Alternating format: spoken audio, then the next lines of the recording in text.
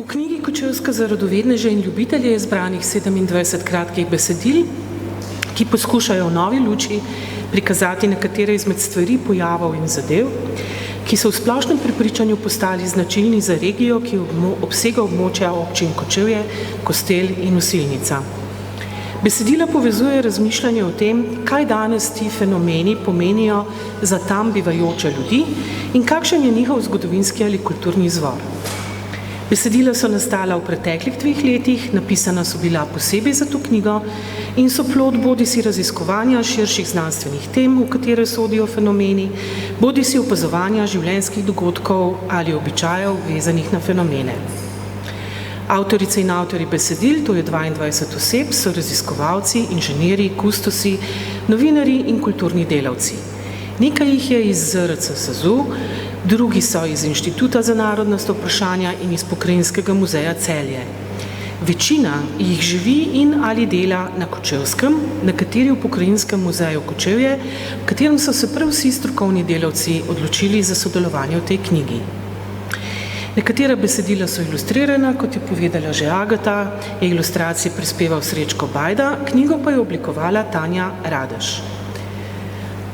Posamezna besedila so napisali naslednji avtorice in avtorji. Mojca Delač poudarja vpliv posebej dolgih in izrazitih zim na bivanje in delo na Kočevskem, pa lokalno, gospodarsko in pogosto celo preživetveno odvisnost od Polholova. Helena Dobrovoljc opisuje raziskovalne poti in stranpoti pri umeščanju jezikovnih posebnosti s Kočevske v širši kontekst v polju jezikoslovja. Simona Pfeiffer beleži vzorce tolerantnega sobivanja, ki prečijo različne oblike polarizacije na Kočevskem. Jani Kozina in Primož Gašperič s pristopom humane geografije obravnavata socialno-identitetno krizo Kočevske po razpadu Socialistične federativne republike Jugoslavije. Matjaž Geršič analizira izvor zemljepisnega imena Kočevski Rog, Tomaž Hartman je prispeval problemsko refleksijo o resnici nedotaknjenega velikega kočevskega gozda. Tina Hodnik popisuje kulinarično bogatstvo Kostelske, ki na prvi pogled niso razmerno rodovitna in poseljena, glede na obilje domoraslih naravnih darov, ki jih je mogoče uživati tam.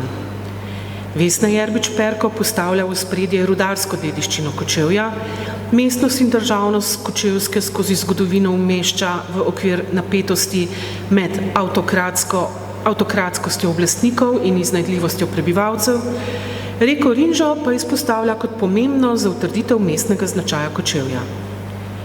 Ivan Kordiš podaja življenjsko zgodbo narodnega heroja Jožeta Šeška in predstavlja družino Kosler, ki se je uveljavila kot pomembna za slovensko misel o suverenosti in kot graditeljica nacionalnega gospodarstva, na primer Peter Kozler kot avtor prvega zemljevida slovenskih dežel, pa Hubert Kozler kot aktualni direktor Jaskavinih podjetij v Sloveniji. Nadja Kovačič orisuje vseregijski pomen likovnega ustvarjanja in pedagoško-kulturnih aktivnosti akademskega kiparja Stanislava Jarma, rojenega v Osilnici. Andreja Mihelič razkriva izvor značilnosti in današnje stanje nekdaj zaprtega vojaškega območja za središčem v Kočevski reki, velikega 200 kvadratnih kilometrov.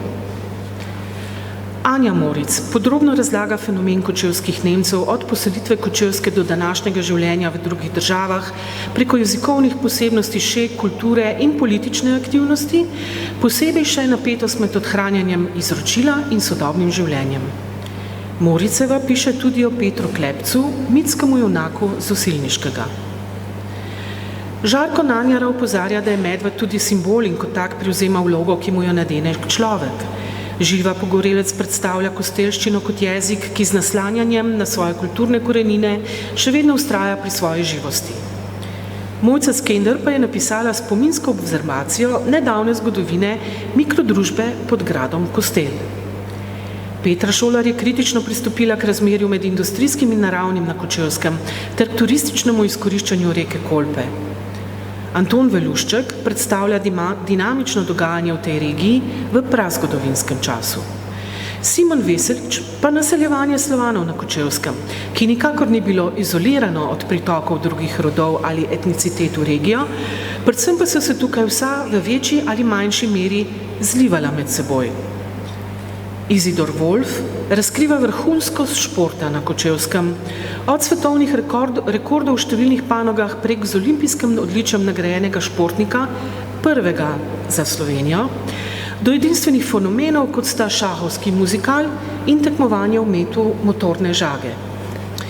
Med avtorji je še Damir Žerič, ki bralcu približa zgodovinska dejstva, ozadja ljubezenske zgodbe o Veroniki Deseniški in Frideriku Celskem, ki sta svoj skupni čas preživela na gradu Friedrichstein nad Kočevskem.